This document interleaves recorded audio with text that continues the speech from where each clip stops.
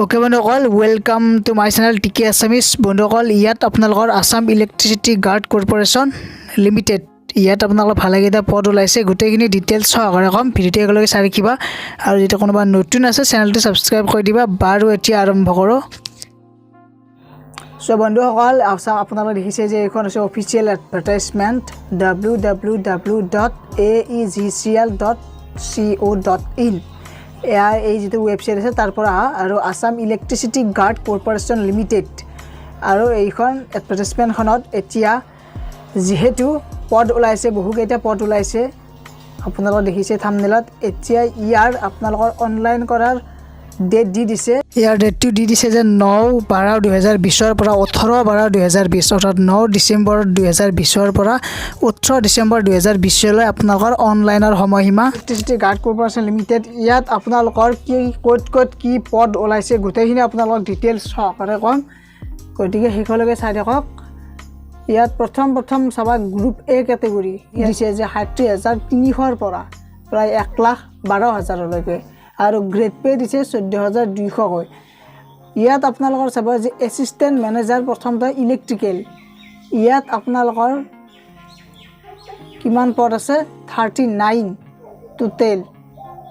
এই 39 পদ আছে আপোনালোকৰ জেনেৰেল। OBCত আছে 22টা আৰু STত আছে 8টা আৰু SCত আছে 6টা।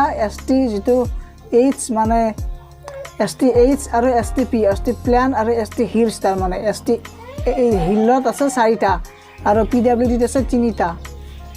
এনেকুৱাকৈ PWDটো ভাগ কৰা আছে 2টা এটা, এনেকুৱাকৈ টোটেল আছে 82টা।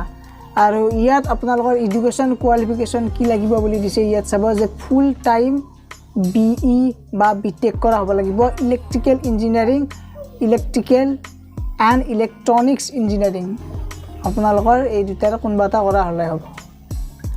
ইয়াৰ পিছত নেক্সট আপোনালোকৰ আছে এছিষ্টেণ্ট মেনেজাৰ মেকানিকেল। ইয়াৰ পিছত আছে আপোনালোকৰ এছিষ্টেণ্ট মেনেজাৰ মেকানিকেলতো তেনেকুৱাকৈ টোটেল পদ আছে মেকানিকেলত 9টা। আৰু ইয়াৰ কাৰণে এডুকেশ্যন কোৱালিফিকেশ্যন দি দিছে full time BE BTech in mechanical engineering কৰা হ'ব লাগিব।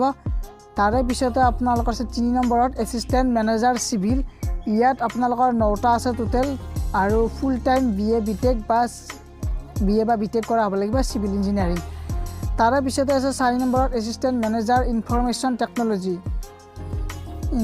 টেকন'লজিটো আপোনালোকৰ BE বা BTech কৰা হ'ব লাগিব। কম্পিউটাৰ চায়েন্স এণ্ড ইঞ্জিনিয়াৰিং বা ইনফৰমেশ্যন টেকন'লজি বা কম্পিউটাৰ ইঞ্জিনিয়াৰিং বা কম্পিউটাৰ চায়েন্স বা কম্পিউটাৰ টেকন'লজি, BE বা BTech। ইয়াৰ পিছত আপোনালোকৰ এছিষ্টেণ্ট মেনেজাৰ হিউমেন ৰিচ'ৰ্চ। ইয়াতো আপোনালোকৰ 2 years ফুল টাইম MBA বা PGDM degree with specialisation in human resource management, তাৰে পিছত পাৰ্চনেল মেনেজমেণ্ট বা ইণ্ডাষ্ট্ৰিয়েল ৰিলেশ্যনছ বা social welfare from any Indian university, যিকোনো ইউনিভাৰ্চিটিৰ পৰা কৰা হ'ব লাগিব আপোনালোকৰ। ইনষ্টিটিউট এপ্ৰুভ বাই AICTE বা UGC বা AICTEৰ দ্বাৰা ইনষ্টিটিউটখন এপ্ৰুভ কৰা হ'ব লাগিব। এইখিনি গ'ল।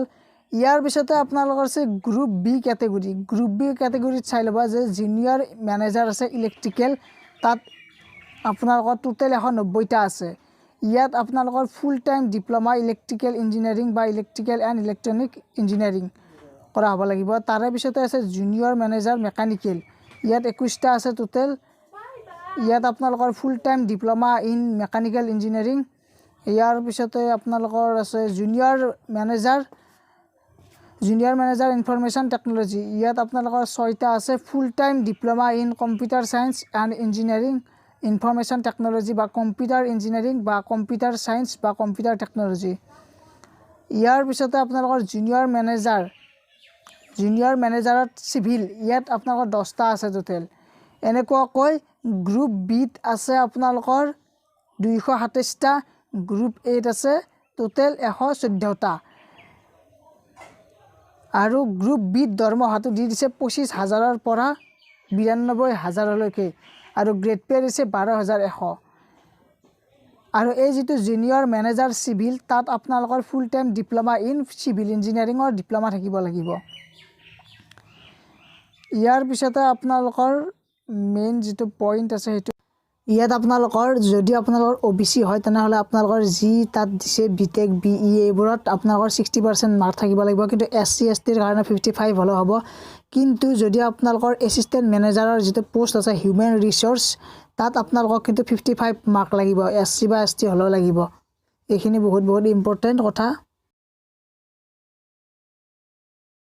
ইয়াৰ পিছতে আপোনালোকৰ ইয়াত যদি আপোনালোক গ্ৰুপ A ক্যাটাগৰীত এপ্লাই কৰে তেনেহ'লে 21 বছৰ আৰু যদি গ্ৰুপ B ক্যাটাগৰীত এপ্লাই কৰে 18 বছৰ হ'ব লাগিব আৰু ইয়াত আপোনালোকৰ লাষ্ট বয়সৰ সময়সীমা দিছে 44 বছৰ কিন্তু OBC ST SCৰ কাৰণে ৰিলেক্সেশ্যন থাকিব OBCৰ কাৰণে 3 বছৰ আৰু ST বা SCৰ কাৰণে 5 বছৰ ইয়াৰ পিছত এপ্লিকেশ্যন ফিজ 800 দিছে গ্ৰুপ যিটো আপোনালোকৰ OBC আছে বা জেনাৰেল আছে তেওঁলোকৰ কাৰণে আৰু যিখিনি SC বা ST ক্যান্ডিডেটস আছে তেওঁলোকৰ 400 যিখিনি PWD আছে সেইখিনিৰ ফ্ৰী হ'ব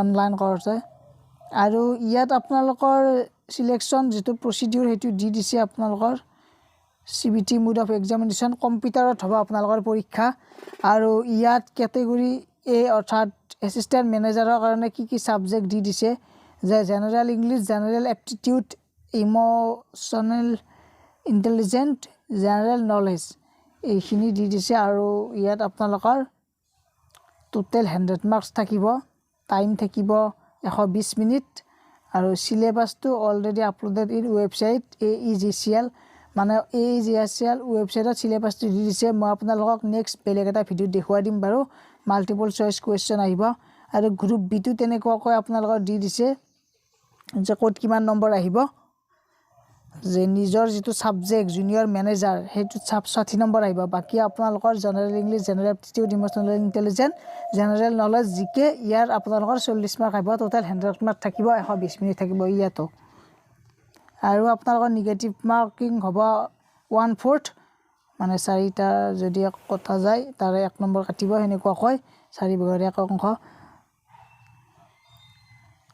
গতিকে বন্ধুসকল এইখনে আছিল অফিচিয়েল এডভাৰটাইজমেন্ট আৰু ইয়াত আপোনালোকৰ এসিস্ট্যান্ট মেনেজাৰ আৰু জুনিয়ৰ মেনেজাৰ ইয়াতো আপোনালোকৰ দৰমহাটো দি দিছে যে 60300 ৰ পৰা 1,12,000 আৰু জুনিয়ৰ মেনেজাৰৰ 25000 ৰ পৰা 92000 লগতে গ্ৰেড পে 14200 যেটো এসিস্ট্যান্ট মেনেজাৰ আৰু জুনিয়ৰ মেনেজাৰত দিছে 12100 গতিকে এনেকৈ টোটাল এপ্ৰক্সিমেট গ্ৰছ salary হেতু দি দিছে 68185 আৰু যেটো জুনিয়ৰ মেনেজাৰ আছে হেতুত 49409